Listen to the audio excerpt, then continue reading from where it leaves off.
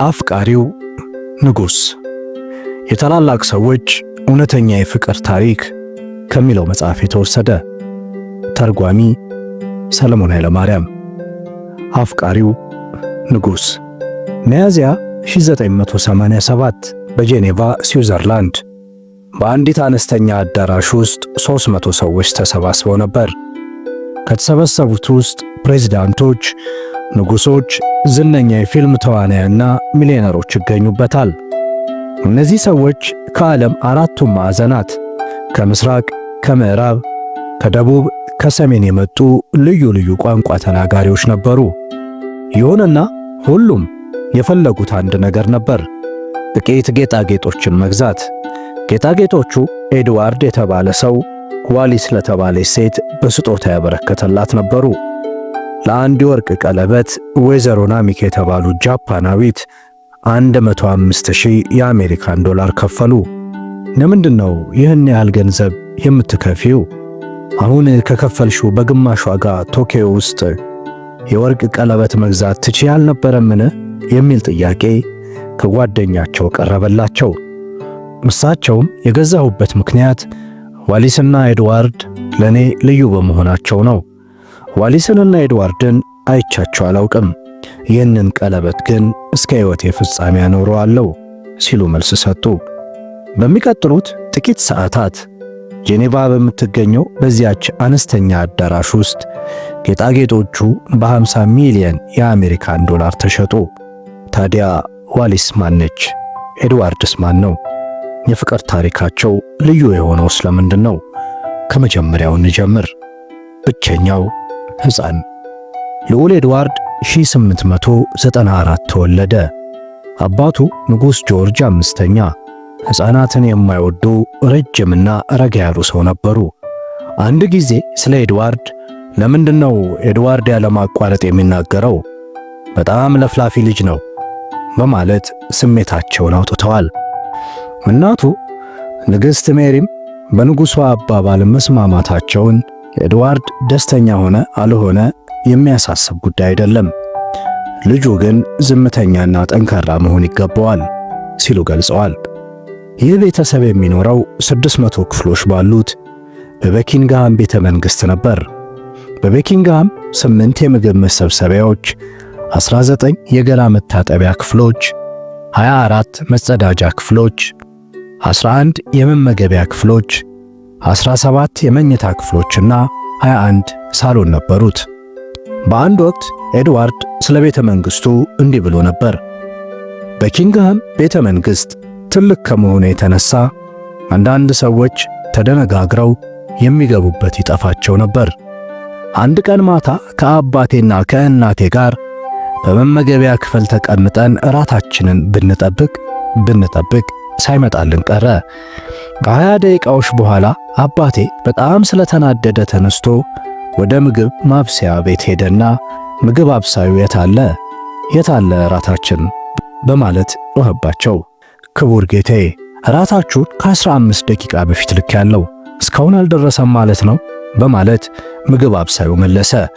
አባቴም በጩኸት ምግቡ አልመጣም፣ እኔም ተርቤያለሁ አለ። ንጉሡ የምግብ ማብሰያውን ክፍል ለቆ ምግቡን መፈለግ ጀመረ። ከ10 ደቂቃ በኋላ አንዲት ሴት 3 ሳህን ስጋና ድንች ተሸክማ ስትንከላወስ ተመለከታት። አባቴም ምን ሆነሽ ነው? ለምንስ እራታችንን አላመጣሽም? ሲል ጠየቃት። ይቅርታ ጌታዬ፣ ብዙ የመመገቢያ ክፍሎች አሉ። ወደ የትኛው መሄድ እንደነበረብኝ ማስታወስ አቅቶኝ ነው። አሁን የት እንዳላችሁ ካወቅኩ አብሬው እመጣለሁ በማለት የተሽቆጠቆጠች መለሰች። ኤድዋርድ እንደ ሌሎች ሕፃናት ወደ ትምህርት ቤት አልሄደም።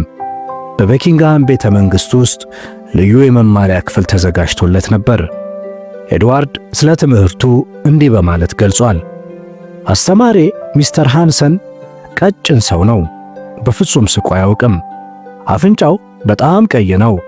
ብዙ መጽሐፎች ቢኖሩም ሁሉም አሰልቺ ናቸው። መጽሐፎቹ ምንም ስዕል የሌላቸው በቃላት የተሞሉ ነበሩ። አንዳንድ ጊዜ ማንበቤን አቆምና መስኮት አሻግሬ እመለከታለሁ። ይህን ጊዜ ሚስተር ሃንሰን ቱግ ይልና አርጩሜ አንስቶ እጄን ይመታኛል። አንተ ልጅ በመስኮት አሻግረህ ወደ ውጭ አትመልከት፣ ወደ መጽሐፍህ ተመለስ እያለ ደጋግሞ እጆቼን ይመታኛል። እጆቼም ይቀላሉ። ሁሌ አርብ አስተማሪ ወደ አባቴ ክፍል ይወስደኛል። አባቴም ሚስተር ሃንሰን ልጄ በዚህ ሳምንት ምን ተማረ በማለት ይጠይቃል። የሚስተር ሃንሰን መልስ ሁልጊዜም ተመሳሳይ ነበር። ኧረ ጌታዬ ምንም ያህልም አልተማረም፣ አጥጋቢ አይደለም። ኤድዋርድ ትምህርት አይወድም የምለውንም ሰምቶ አያውቅም።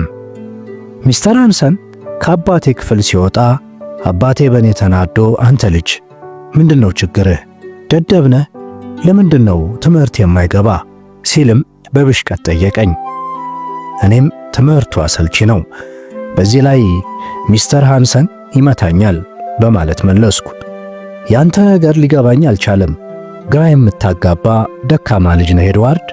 ጥሩ ንጉሥ መሆን አትችልም። ንጉሥ ደግሞ ጠንካራ መሆን አለበት።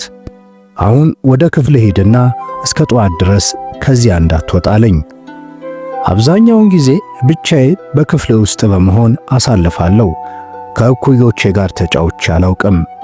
ምንም ጓደኛ የለኝም። ኢንግላንድ ውስጥ በሚገኝ እጹብ ድንቅ ቤተ መንግሥት ውስጥ እየኖርኩ ሁል ጊዜ ብቸኛና ሐዘንተኛ ነበርኩ። እናቴን በቀን አንድ ጊዜ በራት ሰዓት አያታለሁ።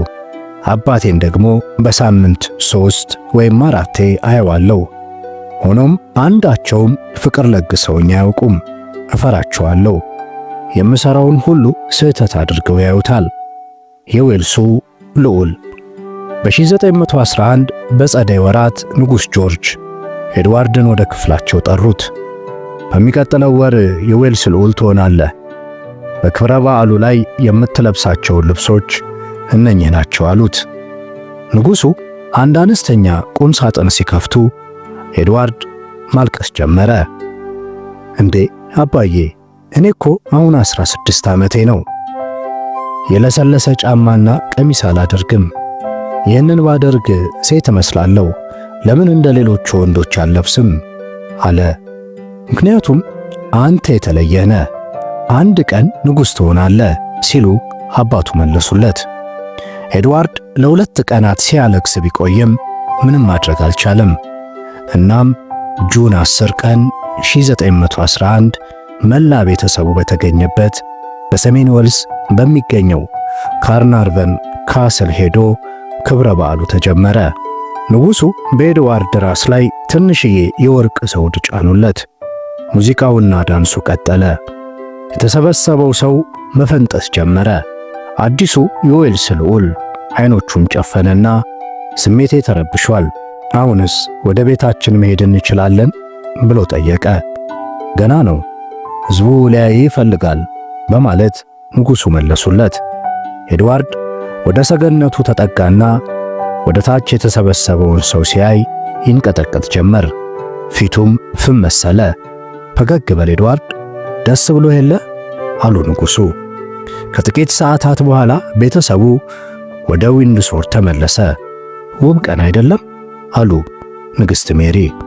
ኤድዋርድ ጫማውን አውልቆ በመስኮት ወደ ውጭ እያየ ሁለተኛ አላደርገውም፣ ሁለተኛ እያለ ያስብ ነበር።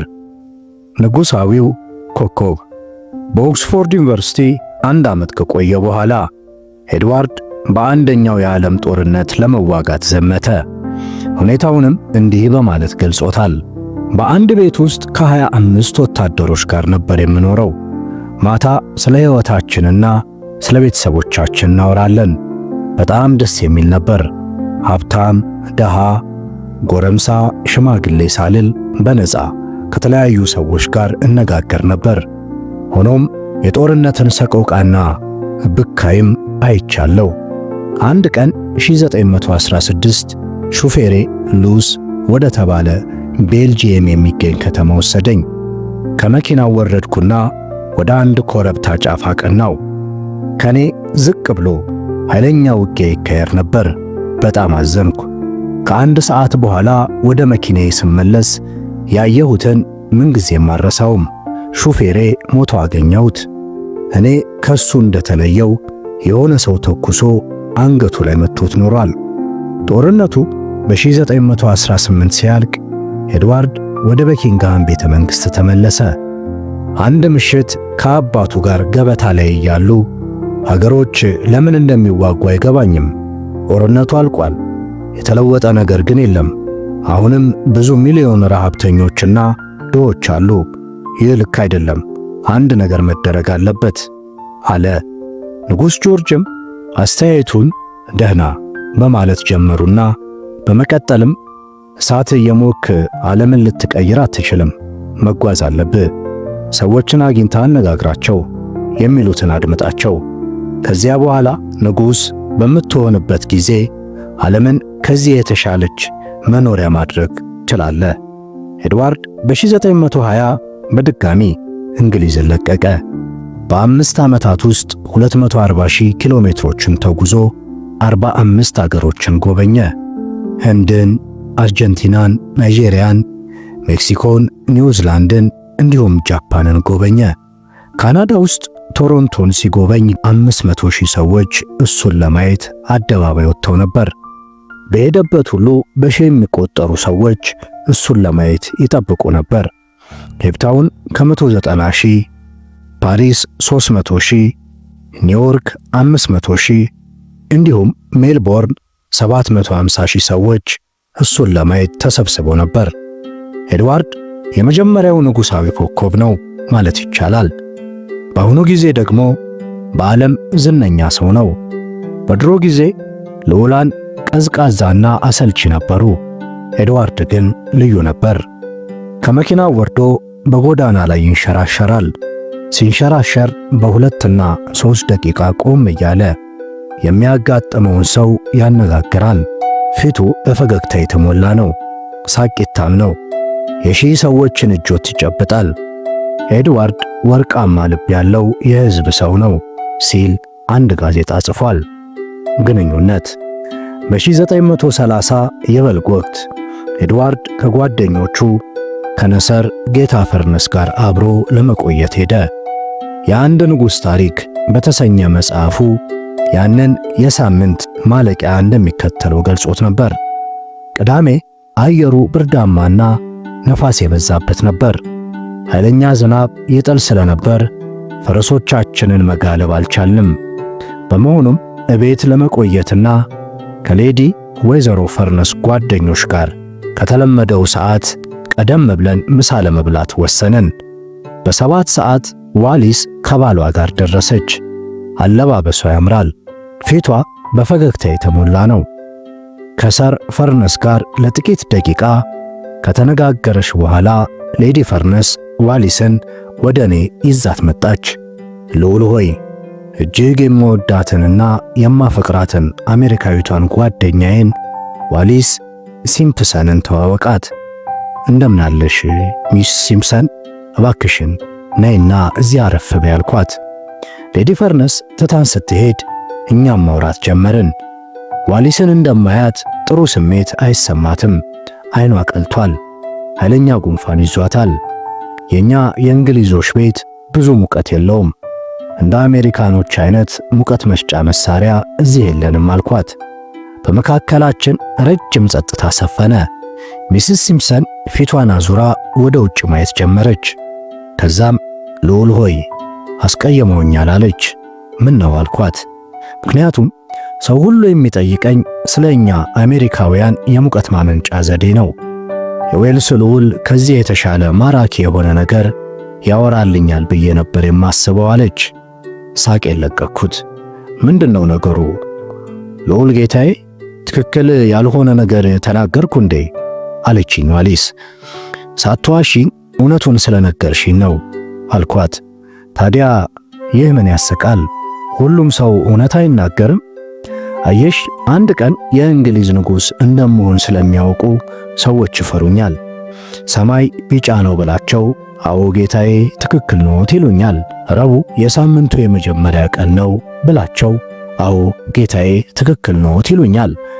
ስኮትላንድ ከካናዳ ይበልጣል ብላቸው አዎ ጌታዬ ትክክል ኖት ይሉኛል። አንቺ ግን አሰልቺ መሆኔን ነገርሽኝ፣ እውነቱን ነገርሽኝ። ይህ ደግሞ የምወደው ነው። ሌላ ዝምታ ሰፈነ። ከዚያም ዋሊስ መሳቅ ጀመረች። አንድ ተጨማሪ ነገር ልበል ልዑል ጌታዬ? አዎ ሚስስ ሲምፕሰን። ምንድነው እሱ? ሱሪዮ ልዑል ጌታዬ። የኔ ሱሪ? አዎ ጌታዬ። ሱሪዮ ጥቁር ሲሆን አማው ቡና አይነት ነው። ሁለቱ ቀለሞች ደግሞ አብረው አይሄዱም። ተነስቼ በመስታወት አየው። ሚስስ ሲምፕሰን ልክ ነሽ። ያልተለመደ ሰው መስላለሁ። በሚቀጥለው ጊዜ ስንገናኝ በጥሩ ሁኔታ ለብሳለሁ። ምሳ እንደተዘጋጀ ወደ መመገቢያ ክፍል ሄድን። በጠረጴዛው አንደኛው ጠርዝ ስቀመጥ ዋሊስም ፊት ለፊት የተቀመጠች። በጥንቃቄ እመለከታት ነበር። እጆቿ ምን ያህል እንደሚያምሩ እያሰብኩም ነበር። ከሌዲ ፈርነስ ጋር ማውራት ጀመረች። ከጥቂት ደቂቃዎች በኋላ ደግሞ ወደ እኔ መለስ ብላ ፈገግታዋን እያሳየችኝ በጣም ደስ አላት። በጣም ቆንጆ ነች። አይኖቿ የእሳት ነበልባል ናቸው፣ ያምራሉ። ከምሳ በኋላ ዋሊስ ልትሰናበተኝ መጣች። ለንደን ሌላ ግብዣ ስለሚጠብቀን ባለቤቴና እኔ አሁኑኑ መሄድ አለብን ልዑል ጌታዬ አለችኝ። ላናግራት ፈልጌ ለምን እንደሆነ አላውቅም። ትክክለኛው ቃል ጠፋብኝ። ተጨባብጠን ዋሊስ ሄደች። ወደ ሌላ ክፍል ገባሁና ሌዲ ፈርነስ አጠገብ ተቀመጥኩኝ። ስለ ሚስ ሲምፕሰን የምታውቂውን ሁሉ እንድትነግሪኝ እፈልጋለሁ ብዬ ጠየቅኳት። ስለምን ለማወቅ ይፈልጋሉ አለችኝ። ስለ ሁሉም አልኳት። እንግዲያውስ ልዑል ጌታዬ ወደ አትክልት ቦታው ሄደን እዚያ ያለ ስጋት ማውራት እንችላለን። ተነስተን በጓሮ በር ወጣን። ቀስ እያለን በዛፎቹ ስር እየተጓዝን ሌዲ ፈርነስ ስለ ዋሊስ ነገረችኝ። ዋሊስ ሌዲ ፈርነስ ስለ ሚስስ ሲምፕሰን የቀድሞ ሕይወት ለኤድዋርድ እንደሚከተለው ገለጸችለት። ዋሊስ የአሁኗ ሚስስ ሲምፕሰን የተወለደችው ዩናይትድ ስቴትስ ባልቲሞር ውስጥ ነው። አባቷ የሞተው ገና የ5 ወር ሕፃን እያለች በመሆኑ አታውቀውም። ይሁንና ጠንካራና ተወዳጅ እናት ስለነበረቻት ዋሊስ ጤነኛና ደስተኛ ሕፃን ሆነች። በ20 ዓመቷ ዊልፊልድ ስፔንሰር የተባለ ሰው አግብታ ለመጀመሪያዎቹ ጥቂት ዓመታት የሞቀ ትዳር ውስጥ ቆየች። አንድ ቀን ዊልፊልድ ገንዘብ ጠፍቶበት በጣም ተናዶ እቤት እንደደረሰ አንድ ጠርሙስ ውስኪ ከቁም ሳጥን አውጥቶ ከጠጣ በኋላ ዋሊስን ደበደባት። አፏ ላይ ደጋግሞ ቡጢ ስላሳረፈባት ፊቷ በደም ታጠበ። እባክህ ዊልፍሪድ ተወኝ ብትለውም እጇን ስቦ እየጎተተ ወደ ላይኛው ፎቅ ወሰዳት። እስረኛዬ ነሽ በማለትም አንባረቀባት። የትም አትሄጃትም ብሎ ወደ ባኞ ቤት ገፍትሮ አስገባትና ቆለፈባት። በጠዋት ዋሊስ ወደ ቤተሰቦቿ ተመለሰች። ከእሱ ጋር መኖር አልችልም፣ ጋብቻችን መፍረስ አለበት አለች። ምስኪን አለ ኤድዋርድ። እና ከዛስ ምን ሆነች ሌዲ ፈርነስ? እናማ አለች ሌዲ ፈርነስ ከጥቂት ወራት በኋላ እርነስን ሲምፕሰን ከተባለ መልካም ሰው ጋር ተገናኘች። ሲምፕሰን ዝምተኛና ተወዳጅ ነው። አሁን ተጋብተው መሃል ለንደን በማለፊያ ፎቅ ቤት ውስጥ ይኖራሉ እና አሁን ደስተኛ ናቸው በማለት ኤድዋርድ ጠየቀ። ሌዲ ፈርነስ ልዑሉን ቀና ብላ አይታው ፈገግ አለች። አላውቅም ልዑል ጌታዬ፣ የማውቀው ነገር የለም። ለ2 ዓመታት ያህል ልዑሉ ዋሊስን በሳምንት አንዴ ወይንም 2 ያያት ነበር። የጓራ ጓደኞችም ስለነበራቸው ብዙ ጊዜ ግብዣ ላይ ይገናኙ ነበር። በመካከላቸው የነበረውን ሁኔታ ኤድዋርድ እንዲህ ብሎ ገልጾታል። ሚስስ ሲምፕሰን ስለ ሕይወት ብዙ ታውቃለች። በጣም ቆንጆ ነች። አይኖቿ ያማልላሉ፣ ይስባሉ። ቶሎ ተግባቢ ነች እና ከጊዜ በኋላ ልቤን ከፈትኩላት። በማዕከላችንም ምንም የምንደባበቀው ምስጢር የለም። ስለ ሁሉም ነገር እንነጋገራለን። በዚሁ ሁኔታ ነበር ሁሉም ነገር የተጀመረው። ዋሊስም ስለ ኤድዋርድ ስትናገር እንዲህ ብላ ነበር። አይኖቹ ሐዘን የቋጠሩ ናቸው። አንዳንዴ ለጋ ሕፃን ዝምተኛ ይሆናል፣ ደርሶም ድክምክም ይላል። የልብ ጓደኛ የለውም። ምናልባት ሰዎች በመጠኑ ይፈሩት ይሆናል። ሆኖም ተወዳጅና ሩሩ ሰው ነው። ከኔ ጋር ሲያወራ ልቤ ሲዝል ይሰማኛል። ከሱ ጋር ብቻችንን እንድንሆን እፈልጋለሁ። ሆኖም የሚሆን ነገር እንዳልነበር አውቃለሁ። በዛን ወቅት ልዑሉ ይወደኝ ይሆን? አይመስለኝም። ሆኖም በየጊዜው እንገናኛለን። ቅርበታችን እየጨመረ እንደነበር ይሰማኛል። ጁን 1933 ኤድዋርድ የዋሊስን የልደት በዓል አስመልክቶ ግብዣ ደገሰ። ከዚያ በኋላ ባሉት ጥቂት ወራት በየቀኑ ዋሊስ ቤት ይመላለስ ነበር። አንድ ምሽት ልዑሉ ዋሊስንና ኸርነስትን ለበረዶ ስፖርት ጨዋታ ወደ ኦስትሪያ አብረውት እንዲሄዱ ጋበዛቸው። አዝናለሁ ልዑል ጌታዬ፣ አሜሪካ መሄድ አለብኝ።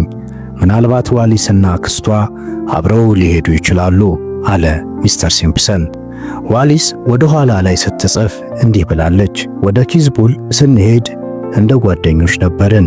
ስንመለስ ግን ሁለታችንም ጥልቅ ፍቅር ውስጥ ነበርን። ከጥቂት ወራት በኋላ ልዑሉ እንድንጋባ ጠየቀኝ። ሕልም ነበር የመሰለኝ።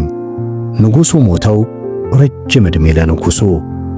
በጃንዋሪ 1936 ኤድዋርድ የከተማ ሕይወት ስለሰለቸው ለጥቂት ሳምንታት በአትክልት ቦታው ለመስራት ፈረስ ለመጋለብ ወደ ዊንድሶር ሄደ።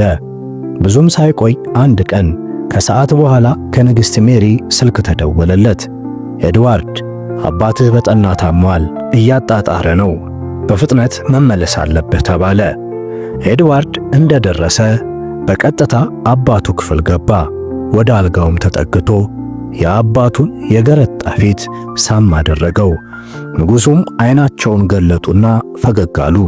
የልጃቸውን እጅ ያዝ አድርገው ኤድዋርድ ጥሩ ንጉሡን ለእናትህም መልካሙንላት አሉትና ዓይናቸውን ከደኑ። ከዚያ በኋላ ምንም አልተነፈሱም። እኩለ ሌሊት ላይ ንጉሡ ለዘላለም አሸለቡ። ከንጉሡ ሞት በኋላ ንግሥት ሜሪ የኤድዋርድን እጅ ሳሙና ልጄ እንግዲህ ንጉሥ ሆነሃል፣ እግዚአብሔር ካንተ ጋር ይሁን አሉት በለሆሳስ። ሦስቱ ወንድሞቹም አንድ በአንድ ወደ ኤድዋርድ እየመጡ እጁን ሳሙት። ንጉሡ ሞተዋል፣ ረጅም ዕድሜ ለንጉሡ አሉ። አንድ ሰዓት ላይ ኤድዋርድ ወደ ዋሊስ ስልክ ሊደውል ወጣ። ዋሊስ አባቴ ሞቷል አላት። ዋሊስም ድንገት ብላ ልዑል ጌታዬ በጣም አዝናለሁ አለችው። ለጊዜው እዚህ መቆየት አለብኝ፣ በሳምንቱ መጨረሻ ላይ ግን እደውልልሻለሁ። በአባቴ ሞት ምክንያት እኔና ባንቺ መካከል የሚፈጠር ለውጥ አይኖርም። ከመቼውም ጊዜ ይበልጥ እወድሻለሁ፣ አንቺም የኔ ንግሥት ትሆኛለሽ። አሁን ስለሱ ባናወራ ይሻላል፣ ወደ ቤተሰቦቼ መመለስ አለብህ በማለት መለሰችለት። ግን እኮ አንቺም የኔ ቤተሰብ ነሽ ዋሊስ፣ አንቺ ሁለመናዬ ነሽ። በይ ደህና ደሪ፣ መልካም እንቅልፍ አላት። ያን ምሽት ዋሊስ ስልኩን እንደዘጋች በቅጽበታዊ ፍርሃት ራደች። ኤድዋርድ አሁን ንጉሥ ነው፣ ታዲያ እኔ አሁን ምን ልሆን ነው በማለት በሐሳብ ተዋጠች። ቤተ ክርስቲያኗ በ1936 በጸደይ ወቅት ሚስስ ዋሊስ ሲምፕሰንን ለባለቤቷ ደብዳቤ ጻፈች። ተወዳጅ ኸርነስት፣ ለእኔ ሩህሩህ ጥሩህና ጠንካራ ሰው ነህ። ይሁንና ትዳራችን እንዳበቃለት ለመግለጽ ሊኖርብኝ ነው። ከንጉሡ ጋር ፍቅር ይዞኛል። ስለዚህ እንድንፋታ ፈልጋለሁ። ምንም የምታደርገው ነገር ስለሌለ መናደድ አይኖርብህም። በፍጹም አረሳህም። ሆኖም ነፃ መሆን እፈልጋለሁ በማለት ገለጸችለት። ኸርነስትም ዛሬ ጠዋት ደብዳቤሽ ደረሰኝ፣ እንዳልሽኝ አደርጋለሁ፣ ፈጽሞ አረሳሽም፣ ምንጊዜም እወድሻለሁ፣ መቼም ቢሆን በፈለግሽ ጊዜ አለሁልሽ ብሎ ወዲያውኑ መለሰላት። የዛን ዕለት ምሽት ንጉሡና ዋሊስ ፒካርድሊ በሚገኝ አነስተኛ ሆቴል ውስጥ ተገናኙ። ኤድዋርድ ኸርነስትን የጻፈው ደብዳቤ የዛን ዕለት ምሽት ንጉሡና ዋሊስ ፒካርድሊ በሚገኝ አነስተኛ ሆቴል ውስጥ ተገናኙ። ኤድዋርድ ኸርነስት የጻፈው ደብዳቤ ደጋግሞ አነበበው። ግሩም ዜና ነው። ካሁን በኋላ ምንም የሚያግደን ነገር የለም አለ። በሚቀጥለው ቀን ኤድዋርድ ወደ ቁርሱ ሲሄድ ጎርደን ላንግ የካንተርበርጊን ሊቀ ጳጳስ ሲጠብቁት አገኛቸው። እንደምን አደሩ ጎርደን? እርሶን በድጋሚ በማየቴ ደስ ብሎኛል። ምን ላድርግሎት አላቸው ንጉሡ። ለደቂቃ ያህል ሊቀ ጳጳሱ በዝምታ ተዋጡ። አንዲት ትንሽዬ ጥቁር ቦርሳ ከፈቱና 3 ጋዜጦች አወጡ። እዚህ ድረስ ያመጣኝ የሚስስ ዋሊስ ሲምፕሰን ጉዳይ ነው በማለት ጀመሩ። ቀጠሉና ጋዜጣዎቹ ከዋሊስ ጋር ልትጋቡ እንደፈለጋችሁ ጽፈዋል። ይህ እውነት ነውን ጌታዬ አሉት። አዎን ጎርደን፣ ዋሊስ ሚስቴ ልትሆን ነው አለ። ይህ የማይሆን ጉዳይ ነው። ቤተ ክርስቲያን ስለ ጋብቻና ፍቺ ምን እንደምታስብ ታውቃለህ። ፍቺ በእግዚአብሔር ዘንድ የተጠላ ነው በማለት ሊቀ ጳጳሱ መለሱ። ኤድዋርድ ፈገግ አለና ሊቀ ጳጳስ ጎርደን፣ ጥቂት ጥያቄዎች ላቀርብልዎት እችላለሁ አላቸው። አዎን ጌታዬ አሉት። 2 ሰዎች በፍቅር ቢከንፉ እግዚአብሔር ደስ ይለዋል? አዎን ጌታዬ። እና 2 ሰዎች በፍቅር ከንፈው ሲጋቡ እግዚአብሔር ደስ ይለዋል? አዎን ጌታዬ። ሆኖም እሺ 2 ሰዎች በፍቅር ከንፈው ተጋብተው በደስታ አብረው ቢኖሩ እግዚአብሔር ደስ ይለዋል? አዎን ጌታዬ። ግን ስለዚህ ሊቀ ጳጳስ ላንግ፣ ዋሊስና እኔ ፈጣሪን እናስደስተዋለን። በፍቅር ከንፈናል፣ እንጋባለን፣ በደስታም እንኖራለን አለ። ግን እኮ ልንገነዘበው የሚገባ ነገር አለ ጌታዬ አሉ ሊቀ ጳጳስ ላንግ። ቤተ ክርስቲያን ፍቺ የተጠላ ነው ትላለች። ሚስስ ሲምፕሰን ባሏን ፈታ ንጉሣችንን ማግባት አትችልም። እሷን መተውና ሌላ ሴት መፈለግ ይሻላል ጌታዬ፣ እባክዎን እንደገና ያስቡበት አሉት። ኤድዋርድ በዝግታ እንኳን የማይሆን ነው፣ ዋሊስ ነፃ ስትሆን ላገባት ቆርጫለሁ አለ። ሊቀ ጳጳሱ ወለሉን ወደ ታች እያዩ አንገታቸውን በሐዘኔታ አወዘወዙ። ጌታዬ ትልቅ ስህተት እየሰሩ ነው። ቤተ ክርስቲያናችን ደግሞ ጠንካራ ነች። ይህችን ሴት ንግሥታችን እንድትሆን አትሻም አሉት። ኤድዋርድ በቅጽበት ተነስቶ ቆመ። በጣም ከመናደዱ የተነሳ ፊቱ ፍም መሰለ። ብፁዕነቶ በመምጣቱ አመሰግናለሁ። ከዚህ በላይ የምለው የለኝም። አሁን ብቻዬን መሆን እፈልጋለሁ አለ። ሊቀ ጳጳሱ ለመሄድ ተነሱ። ሆኖም መለስ አሉና የንጉሡን ክንድ ነካ አደረጉት። እባክዎ ጌታዬ እንደገና ያስቡበት፣ ቤተ ክርስቲያን ትቃወምዎታለች አሉት። ደንታ የለኝም፣ እግዚአብሔር ከጎን ያለልኝ፣ ይህ ብቻ ለኔ በቂ ነው። ደህና ይሁኑ ሊቀ ጳጳስ ላንግ አለ ኤድዋርድ። ማዕበል በሐምሌና በነሐሴ ወራት ዋሊስና ንጉሡ ሜዲትራንያንን አቋርጠው የግሪኩን ጠቅላይ ሚኒስቴር ሜታክሳስ፣ የቱርኩን ከማል አታቱርክ እንዲሁም የቡልጋሪያውን ንጉሥ ቦሪስ ጎበኙ። ይህ ጊዜ ስለ ኤድዋርድ አለባበስ ብዙ የተወራበት ወቅት ነበር። ከአቴንስ እስከ ኢስታንቡል ሲሄዱ ቆዳው እንዲጠይምለት በማሰብ ኤድዋርድ ሸሚዙን አውልቆ ነበር የተጓዘው። ጊዜው በጣም ሞቃታማ ስለነበር ከ10 ደቂቃ በኋላ ንጉሡን እንቅልፍ ሲወስደው አንድ ወጣት ፎቶ አንሺ አጋጣሚውን በመጠቀም ንጉሡን ፎቶግራፍ ሊያነሳ ቻለ። ኤድዋርድ ከሜዲትራንያን ጉዞ ሲመለስ የቤኪንጋሙ ሚስተር አልበርት ቶምሰን የላከለት የሚከተለው ደብዳቤ ጠበቀው። ፎቶግራፉን ዛሬ ጠዋት ጋዜጣ ላይ ሳየው በጣም ተበሳጨው። ከዚህ በፊት አንድን ንጉሥ በእንዲህ አይነት አሳፋሪ ያለባበስ ሁኔታ አይቼ አላውቅም። ያለ ሸሚዝ፣ ያለ ከረባት፣ ያለ ካልሲ፣ ያለ ባርኔጣ፣ ደግሞ በቁምጣ ሱሪ። ይህ እንዴት ሊሆን ቻለ ጌታዬ? ኤድዋርድ ይህንን ደብዳቤ ለጠቅላይ ሚኒስትር ስታሊን ቦርዶዊን አሳየ። ይህንን እንዴት ታየዋለህ ሲል ንጉሡ ጠየቀው። ጌታዬ የሚስተር ቶምሰን አስተያየት ልክ ነው በማለት ጠቅላይ ሚኒስትሩ መለሰ። በመቀጠልም አንተ ዘመናዊ ለመሆን ትፈልጋለህ፣ ሕዝቡ ግን ይህንን አይወድም አለ። ኤድዋርድ ደብዳቤውን እሳት ውስጥ ጨመረውና ፍቺ ዘመናዊነት ነው ብለህ ታስባለህ አቶ ቦርዶዊን ሲል ጠየቀው። ጠቅላይ ሚኒስትሩ መቀመጫው ላይ አረፍ አለና አሁን ጌታዬ በማለት ንግግሩን ጀመረ። በመቀጠልም ስለ ሚስስ ሲምፕሰንም አንብቤያለሁ።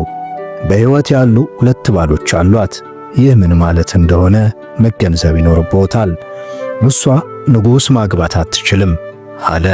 ግን እኮ እኔ ያለሷ መኖር አልችልም አለ ኤድዋርድ። እንዲያውስ ጌታዬ ማዕበል ሲመጣ ይታየኛል። ቤተሰቦቿን እንዲሁም ሊቀ ጳጳስ ላንግን ስለዚህ ጉዳይ አናግሬያቸዋለሁ። ይህችን ሴት ንግሥታችን አናደርጋትም አለ ጠቅላይ ሚኒስትሩ። የዛን ሌሊት ጠቅላይ ሚኒስትሩና ንጉሡ ለብዙ ሰዓታት ተነጋገሩ። በመቶ ለሚቆጠሩ ጥያቄዎች የነበረው መልስ አንድ ነበር። ኤድዋርድ ንጋት ላይ እንዲህ ሲል ስሜቱን ገለጸ። ዋሊስ ንጉሥ ማግባት እንደማትችል ነግራችሁኛል።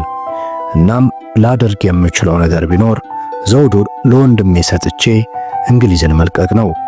የልቤን መከተል አለብኝ። በፍቅር መውደቅ ወንጀል እንደሆነ ነግራችሁኛል። ደስተኛ መሆን ትክክል እንዳልሆነ ነግራችሁኛል። ምንኛ ግራ የተጋባች ሀገር ነች። ከአንድ ሰዓት በኋላ ኤድዋርድ ለዋሊስ ደወለላትና ጠቅላይ ሚኒስትሩ ማዕበል እየመጣብህ ነው ብሎ ነግሮኛል። ስለዚህ ከሀገር ብትወጪ ሳይሻል አይቀርም አላት። ዋሊስም በሐሳቡ በመስማማት ሻንጣዋን ይዛ ወደ ፈረንሳይ ሄደች። ኤድዋርድ ወደ ንግሥቲቱ እናቱ ዘንድ ሲሄድ እናቱ ተቆጥተውና እንግዳ ሰው ሆኖ ጠበቁት። ምን እያደረክ እንደሆነ ታውቃለህ? እስኪ በመስኮት ወደ ውጭ ተመልከት። ከዚህ ቤተ መንግሥት ውጪ ንጉሥ እያሉ የሚጠሩና የሚፈልጉም 400 ሚሊዮን ሰዎች አሉ። ለሚስስ ሲምሰን ብለህ ልትተዋቸው ነው ሲሉ ጠየቁት። አዎ ማማ እተዋቸዋለሁ፣ እኔ ፍቅር ይዞኛል አለ። ፍቅር ሲሉ ንግሥት ሜሪ በንዴት ጮኹ። በመቀጠልም አንተ ንጉሥ ነህ፣ በመጀመሪያ አገርህን ነው ማፍቀር ያለብህ አሉ። ግን እኮ እኔም ሰው ነኝ፣ ምን ማድረግ እችላለሁ አለ ኤድዋርድ በዝግታ። ንጉሡ በዛን ምሽት የቅርብ ወዳጅ ለሆነው ለዊንስተን ቸርችል ስልክ ደወለለት። አሳዛኝ ዜና አለኝ በማለት ኤድዋርድ ንግግሩን ጀመረ።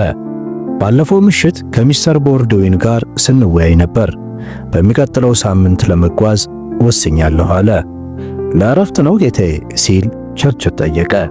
አይደለም ዊንስተን፣ ንጉሥነቴን ለጆርጅ ሰጥቼ እንግሊዝን ለአንዴና ለመጨረሻ ጊዜ ልለቅ ነው አለ። ጌታዬ ይህ ትክክል አይደለም። እርሶ ነፃ ሰው ኖት። እዚህ ሆኖ ነው እንጂ መታገል አለ ዊንስተን ቸርችል። አያይ ጦርነትን አይቼዋለሁ፣ አስከፊ ነገር ነው። እንደገና መዋጋት አልፈልግም አለ ንጉሡ። ቸርችልም ሆኖም ሕዝቡ ንጉሡን ይወዳል፣ ዋሊስም ንግሥት እንድትሆንለት ይፈልጋል።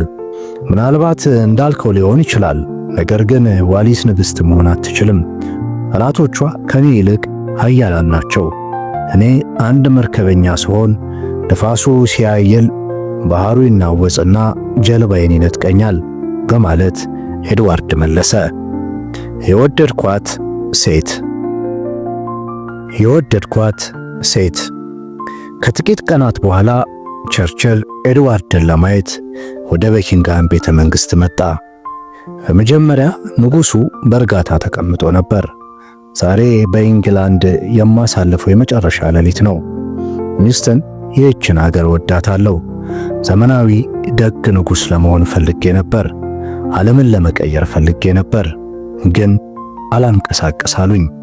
ስለዚህ መሄድ አለብኝ አለ። ከምሽቱ 4 ሰዓት ኤድዋርድ ተነስቶ ወደ መስኮቱ ተራመደ። ከታች ጨለማ ከዋጠው ጎዳና በመቶዎች የሚቆጠሩ ሰዎች የኤድዋርድን ስም እያነሱ ይዘምራሉ። ድምፃቸውንም ከፍ አድርገው ኤድዋርድ እንወድሃለን፣ ረጅም ዕድሜ ለንጉሡ፣ ረጅም ዕድሜ ለፍቅር ሲሉ አደመጠ። ንጉሡ በቅጽበት ወደ ቸርችል ዞር አለና ለምን ይህ ሁሉ በእኔ ላይ ደረሰ ቸርችል? ምን የፈጸምኩት ስህተት አለ? በማለት ሐዘኑን ገለጸ። ተመልሶ ተቀመጠና ራሱን በእጆቹ ውስጥ ቀበረ። በቤቱ ውስጥ ጸጥታ ነገሰ። ነገር ግን በተከፈተው መስኮት ከጎዳናው ረጅም ዕድሜ ለኤድዋርድ፣ ረጅም ዕድሜ ለፍቅር፣ ረጅም ዕድሜ ለኤድዋርድ፣ ረጅም ዕድሜ ለፍቅር የሚለው ጩኸት ይሰማ ነበር። ቸርችል ጠጋ ብሎ በመቆርቆር ስሜት የንጉሡን ክንድ ያዝ አደረገና ኤድዋርድም ቀና ብሎ አመሰግናለሁ ዊንስተን፣ አንተ ጥሩ ጓደኛዬ ነህ አለው። አመሰግናለሁ ጌታዬ፣ እርሶም ጥሩ ንጉሥ ነበሩ አለ ቸርችል። በንጋታው በ4 ሰዓት በነጋታው በ4 ሰዓት ኤድዋርድ መኝታ ቤት ያለው ስልክ ጮኸ። የስልኩ መልእክትም አሁን ተዘጋጅተው እየጠበቁት ነው ጌታዬ የሚል ነበር። ንጉሡ በዝግታ በደረጃው ወደ ታች ወረደና ፊት ለፊት ባለው ክፍት በር ቁጭ ብለው ወደሚጠብቁት ቤተሰቦቹ ዘንድ ገባ። እናቱ በመስኮቱ አጠገብ ጥቁር ለብሰው ተቀምጠዋል። ወንድሞቹ ከእናቱ አጠገብ ቆመዋል። እንዴት ተቀራርበዋል ሲል ንጉሡ አሰበ። ኤድዋርድ ክፍሉ መሃል በትንሽ ጠረጴዛ ላይ የተቀመጠውን ወረቀት አስተዋለና ወደዚያው ተራምዶ ወንበር ስቦ ተቀመጠ። በወረቀቱ ላይ ያለው ጽሑፍ እንደሚከተለው ይነበባል። እኔ ኤድዋርድ 8ኛ የታላቋ ብሪታንያ ንጉሥ፣ የህንድ፣ የአውስትራሊያ፣ የኒውዚላንድ፣ የካናዳ፣ የኬንያ፣ የናይጄሪያ፣ የበርማ፣ የማላያና የዚንጋፖር ንጉሥ እንዲሁም የሌሎች 32 ሀገሮች ንጉሥ በዛሬው ዕለት ዘውዴን ለወንድሜ ለጆርጅ ሰጥቻለሁ። እግዚአብሔር ከእርሱና ከሕዝቦቹ ጋር ይሁን። ዴሴምበር 10 1936። ኤድዋርድ ብዕር አንስቶ ከገጹ መጨረሻ ላይ ስሙን አሰፈረ። ከዚያም ተነሳና የወንድሙን እጅ ሳመ። ይህ እንዲሆን አልፈልግም ነበር። በሕይወቴ ያጋጠመኝ እጅግ የከፋ ቀን ቢኖር ዛሬ ነው በማለት ጆርጅ ስሜቱን ገለጸ።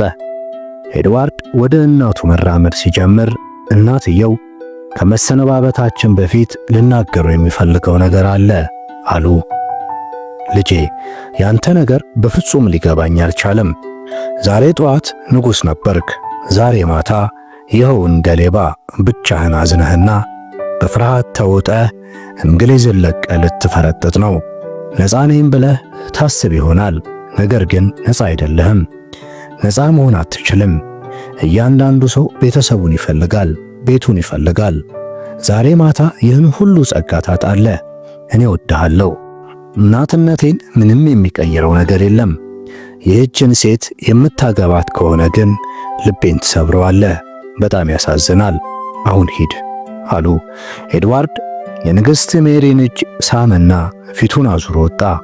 በሚቀጥሉት ቀን ኤድዋርድ ወደ ዊንድሶር ቤተ መንግሥት ተመለሰና በሕንፃው አናት ላይ በሚገኝ አነስተኛና ቀዝቃዛ ክፍል ውስጥ ገብቶ ለብሪታንያና ለዓለም ሕዝብ በቢቢሲ ሬዲዮ የሚከተለው ንግግር አደረገ።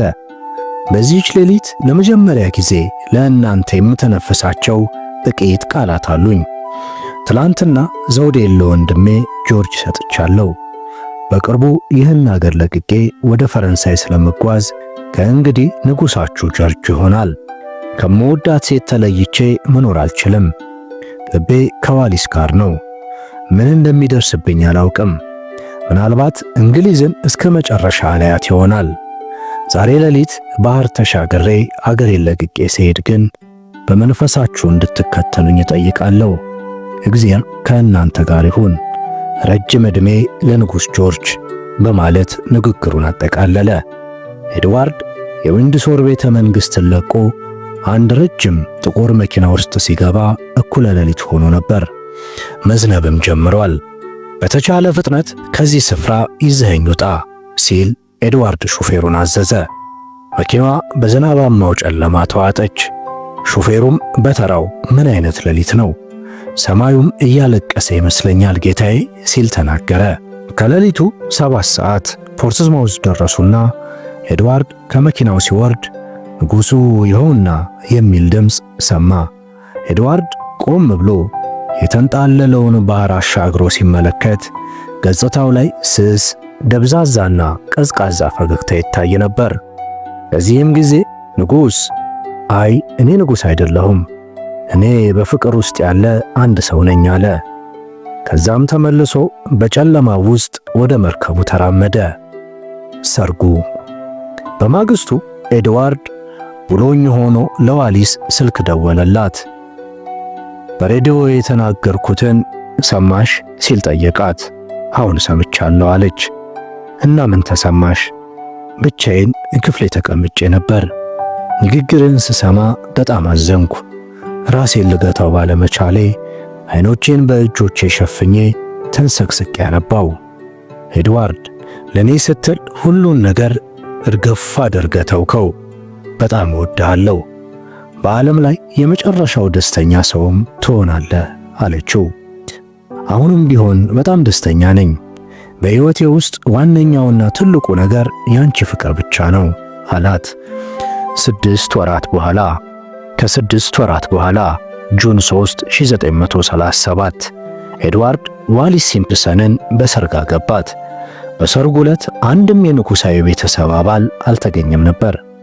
በዚህች ዕለት ኤድዋርድ የ43 ዓመት፣ ዋሊስ የ41 ዓመት ጎልማሶች ነበሩ። ከዚህ ጊዜ በኋላም ኤድዋርድና ዋሊስ የዊንድሶር ዱክና ደቸስ በሚል አዲስ ማዕረግ ይጠሩ ጀመር።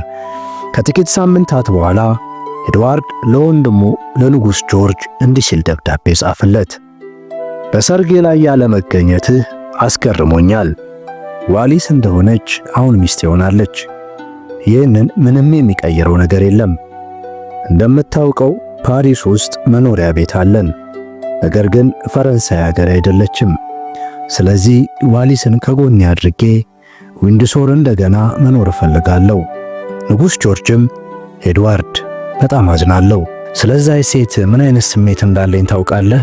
አልወዳትም። ምንጊዜም ቢሆን አልወዳትም። አንተ መጥተህ መኖር ትችላለህ፣ ዋሊስ ግን አትችልም በማለት ለኤድዋርድ መልስ ጻፈለት። ኤድዋርድ ወንድሙ የጻፈለት ደብዳቤ የፈጠረበትን ስሜትና ቤተሰቡ ያደረሰበትን በደል እንደሚከተለው ገልጾታል። ወንድሜ ያደረገኝን ምንጊዜም አልረሳውም። እንደ ውሻ ገፍትሮ አባሮኛል። ቤተሰቤን እንደማልፈልጋቸው የወሰንኩትም ከዚያን ጊዜ ጀምሮ ነው። ዋሊስን ስላልፈለጓት እኔም እነሱን አልፈልጋቸውም። ኤድዋርድና ዋሊስ ወደ ቤኪንግሃም ቤተ መንግሥት ሳይመለሱ ለ30 ዓመታት ፓሪስ ውስጥ ኖሩ። 30ውን ዓመታት ግብዣ ሲደግሱና ዓለምን ሲዞሩ አሳለፉ። የኤድዋርድ ወንድም ንጉሥ ጆርጅ በ1952 ንግሥት ሜሪ ደግሞ በ1961 ሞቱ። ኤድዋርድ በዚህን ጊዜ ለጥቂት ቀናት ወደ ዊንድሶር ተመልሶ ነበር። ዋሊስ ግን ያንተ እንጂ የኔ ቤተሰቦች አይደሉም በማለት እዛው ፈረንሳይ ቀረች። ፓሪስ ከጊዜ በኋላ በ1966 ኤድዋርድና ዋሊስ የወንድሙ የንጉሥ ጆርጅ ልጅ የሆነችውን ንግሥት ኤልሳቤጥን ለንደን በተዘጋጀ አነስተኛ ግብዣ ላይ አግኝተዋት ነበር። ከ30 ዓመታት በኋላ ያለፈውን ሁኔታ መርሳት ነበረባቸው። ኤልሳቤጥ ዋሊስን በመሳምና ክንዷንም ያዝ በማድረግ ፍቅሯን ለመግለጽ ሞከረች። ወደ ኤድዋርድ ዞር አለችና አጎቴ የታደልክ ሰው ነህ፣ ዋሊስ በጣም ቆንጆ ነች አለችው። ያን ቀን ኤልሳቤጥ በጣም ሩህሩህ ሆናልን ነበር። ምን አለ በፊት እናቴ ወይንም ወንድሜ እነኚህን ቃላት ተናግረውኝ በነበር ሲል ኤድዋርድ ሁኔታውን በማስታወሻው ላይ አስፍሮታል። በ1969 በቢቢሲ ቴሌቪዥን ኤድዋርድና ዋሊስ ቀረቡ። ስለ ጋራ ሕይወታቸው ቃለ ምልልስ አደረጉ። ትነታረካላችሁ ሲል ጠየቃቸው ጋዜጠኛው። እረ እንዲያውም ፈጽሞ አለችው ዋሊስ። ሆኖም ስለ ባለቤቴ አንድ ከምር የማልወደው ነገር አለ። ቀጠሮ ከንግሥት ጋር ሆነ ከፕሬዝዳንት ጋር ወይንም ከኮከብ ፊልም ተዋናይ ጋር በሰዓቱ አይደርስም። ለምን ሁሌ እንደሚያረፍድ አላውቅም። ልቀይረው ሞክሬ ነበር፣ ሆኖም የማይቻል ነገር ሆነብኝ። ኤድዋርድ ፈገግ አለና ለሱ ያለውን ፍቅር በሚገባ በሚገልጽ ሁኔታ የዋሊስን እጅ ነካ እያደረገ ብዙ ጊዜ እንደምዘገይ ያውቃለሁ። ነገር ግን በሰርጋችን ዕለት ቤተ ክርስቲያን የደረስኩት ከ20 ደቂቃ በፊት ነበር። በዛን ዕለት እኔ ቀድሜ አንቺ ደግሞ ዘግይተሽ ነበር አለ። እውነት ነው አለችና ሁለቱም በሳቅ ፈረሱ። ከዓይናቸው ላይ እውነተኛ ፍቅር ይታያል። በቴሌቪዥን እየተቀረጹ እንኳን የሚያዩዋቸውን አላፍ ሕዝብና ካሜራውን ረስተው ነበር። በፍቅር ውስጥ ያሉ ሁለት ሰዎች ማለት ዋሊስና ኤድዋርድ ናቸው ሲል አንድ ጋዜጣ ጽፏል። ዋሊስ በጌጣጌጦቿ አይነትና ብዛት የታወቀች ነበረች። አንዴ ስለዚህ ጉዳይ ስትናገር እንዲህ ብላለች። ከባለቤቴ ከኤድዋርድ ቀጥዬ በዓለም ላይ ካሉ ነገሮች ሁሉ አስበልጬ የምወደው ጌጣጌጦችን ነው። ከኤድዋርድ ጋር በኖረችበት 30 ዓመታት ዋሊስ ከተለያዩ የዓለም ክፍሎች የመጡ በመቶዎች የሚቆጠሩ ጌጣጌጦች ነበሯት። ከዋሊስ የበለጠ ቆንጆ መቼውንም አጋጥሞኝ አያውቅም። ለሷ ስጦታ መስጠት እወዳለሁ። ዋሊስም እጅግ ብዙ ደስታ ትሰጠኛለች። ጌጣጌጥ የምገዛው ለምትለግሰኝ ወደር የለሽ ደስታ ምስጋና ለማቅረብ ነው በማለት ኤድዋርድ ጽፏል። ሜይ 1972 ኤድዋርድ ታመመ። ዶክተሩ ተጠርቶ እንደደረሰ የኤድዋርድን የልብ ምት አዳመጠና ጌታዬ በቀን ምን ያህል ሲጋራ ያጨሳሉ ሲል ጠየቀው። በግምት 40 ወይንም 50 ሲል ኤድዋርድ መለሰ። በመቀጠልም እባክህን ሲጋራ ቁም እንዳትለኝ፣ አየ 60 ዓመታት ሲጋራ ጭሻለሁ፣ አሁን ማቆም አልችልም አለ። በዛን ዕለት ሌሊት ኤድዋርድ ዋሊስን ጠራትና ኃይለኛ ድካምና ፍርሃት ይሰማኛል፣ እወድሻለሁ፣ ካንቺ ጋር ስኖር በጣም ደስተኛ ነበርኩ። ዋሊስ ድንቅ ሚስት ነሽ። ሕይወቴ ስታልፍ አስክሬኔን ዊንድሶር ውሰጅልኝ። ይህንን ታደርግልኛለሽ? አዎ አደርጋለሁ አለች ውስጧ በታመመ ስሜት። ሁለቱም መላቀስ ጀመሩ። ከአንድ ሰዓት በኋላ ኤድዋርድ ዋሊስ ከጎኑ ሳትለይ ለዘላለም አሸለበ። ከ3 ቀናት በኋላ ዋሊስ በሰማያዊ አውሮፕላን የኤድዋርድን አስክሬን ይዛ ወደ እንግሊዝ ተመለሰች። በሕይወቷም ለመጀመሪያ ጊዜ በኪንግሃም ቤተ መንግሥት ውስጥ ገባች። ከሳምንት ቆይታ በኋላ ዋሊስ ወደ ፈረንሳይ ተመለሰች። ለ14 ዓመታትም በብቸኝነት ፓሪስ ውስጥ ኖረች። በእነዚህ ዓመታት ውስጥ ዋሊስ በሮቿን ቆልፋ ጨለማ ከዋጠው ትልቅ ቤት ውስጥ አትወጣም ነበር። ዘወትር ከሰዓት በኋላ ምግብ ቤት ትቀመጥና የኤድዋርድን የፍቅር ደብዳቤዎች ታነባለች። ደብዳቤዎቹ አስደሳች የመንፈስ ምግቦች ናቸው፣ እየደጋገምኩ አነባቸዋለሁ በማለት ዋሊስ ስለ ኤድዋርድ የፍቅር ደብዳቤዎች ተናግራለች። በ1986 ዋሊስ ታመመች። በአቅራቢያዋ ባለ አነስተኛ ሆስፒታል ስትረዳ ቆይታ ከጥቂት ቀናት በኋላ አረፈች።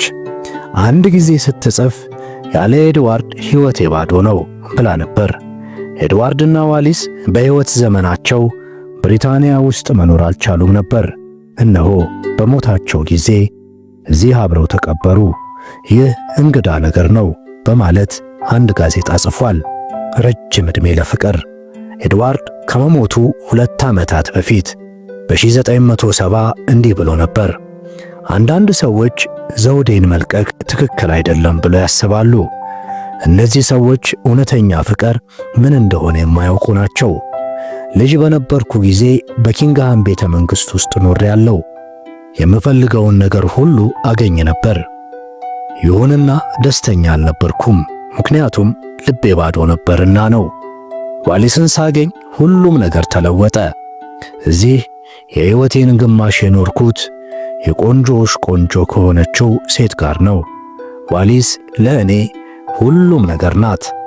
ዋሊስን ከጎኔ አድርጌ በአትክልት ስፍራ ስቀመጥ አልፎ አልፎ ስለ ቀድሞ ሕይወቴ አስባለሁ። በመኝታ ቤቴ ያሳለፍኳቸውን የብቸኝነት ቀናት አስታውሳለሁ።